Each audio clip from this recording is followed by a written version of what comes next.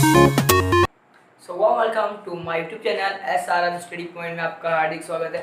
I know that after so long time I'm making this video because of some reason तो देखते हैं कि आज मैं आपको पढ़ाऊंगा थर्ड चैप्टर।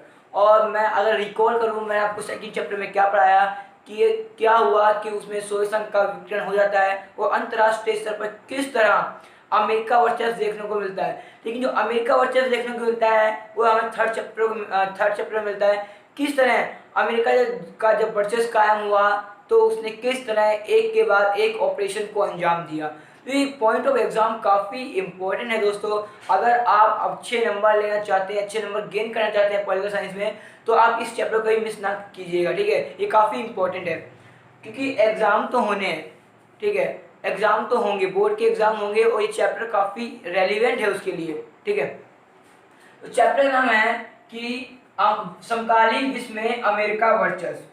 यानी देखते हैं कि अंतर्राष्ट्रीय स्तर पर अगर मैं आज के कंस्टेंट में कंपेयर करूं तो आज भी हम क्या है, एक पश्चिमीकरण यानी अपनी कल्चर को भूलकर अमेरिका के कल्चर को एक्सेप्ट कर रहे हैं, जैसे कि नीली जींस, जो कि क्या है कि अमेरिका की देन है। तो देखते हैं कि अंतर्राष्ट्रीय स्तर पर अमेरिका वर्चस्व हमें हर जगह देखने को मिलता है। अगर आप हर जगह जाओगे ना, कहीं भी जाओगे, तो आप अमेरिका के वर्चस्व या अमेरिका की संस्कृति को देख सकते हैं, ठीक है दोस्तों।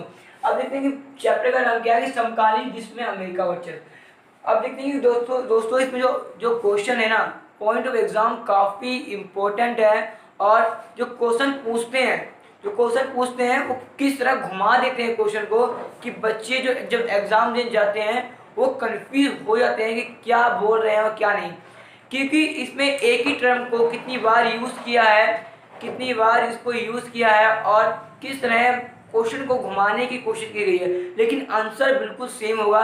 जैसे कि मैं बताता हूँ आपको कि ऑपरेशन डेजर्ट स्टॉर्म, प्रथम खाड़ी युद्ध, कंप्यूटर युद्ध, these are same concept of the answer, ठीक है। ये आंसर का क्या है, सेम कॉन्सेप्ट है। ये क्वेश्चन का क्या है, जो क्वेश्चन है जो इसका आंसर है वो सेम आएगा। जैसे कि मैं लिखा हुआ है कुछ पॉइंट कि 1990 के अगस्त में क्या हुआ कि इराक ने कुवैत पर हमला कर दिया।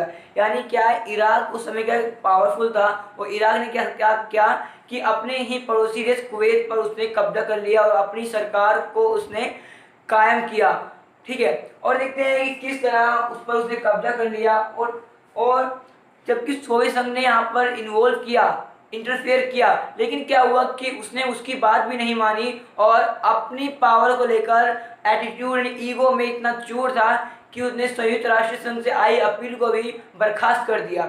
लेकिन क्या हुआ दोस्तों कि संयुक्त राष्ट्र संघ जो यूएनओ है आपका, क्या किया फिर उन्होंने क्या किया कि बल प्रयोग करना स्टार्ट कर दिया और उसने क्या किया, बल प्रयोग की अनुमति दे दी। यानी क्या किया, जब इराक ये मानने से इनकार कर रहा था और इराक ने सारे मतलब जो यूएनओ को बहिष्कार कर दिया और किसी भी रूल को अप्लाई नहीं किया, वो किस तरह उसको समझाया गया लेकिन उसके समझ में कुछ नहीं आई, तो मजबूरन यूएनओ को कुछ एक्शन लेने पड़े। जैसे क्या हुआ कि संयुक्त राष्ट्र संघ ने कुवैत को मुक्त कराने के लिए बल का प्रयोग की अनुमति दे दी और अमेरिका राष्ट्रपति जॉर्ज बुश ने इसे नई विश्व व्यवस्था की संज्ञा दी। यानी उस समय जो अमेरिका के राष्ट्रपति थे जॉर्ज बुश, क्या किया उन्होंने ये कहा कि नई विश्व व्यवस्था का इसको संज्ञा दे दी गई।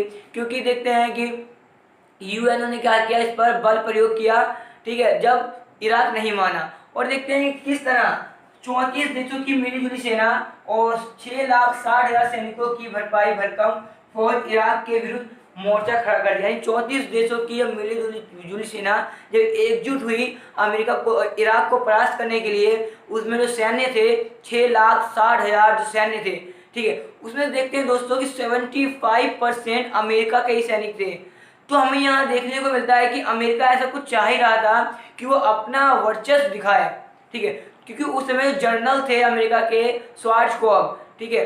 तो क्या किया कि 34 देशों की मिलीजुली सेना में 75% जो सैनिक थे वो अमेरिका के थे।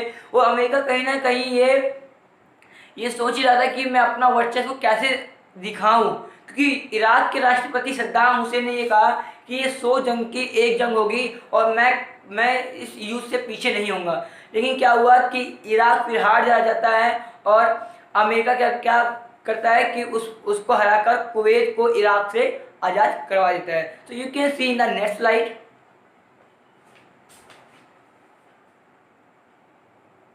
you.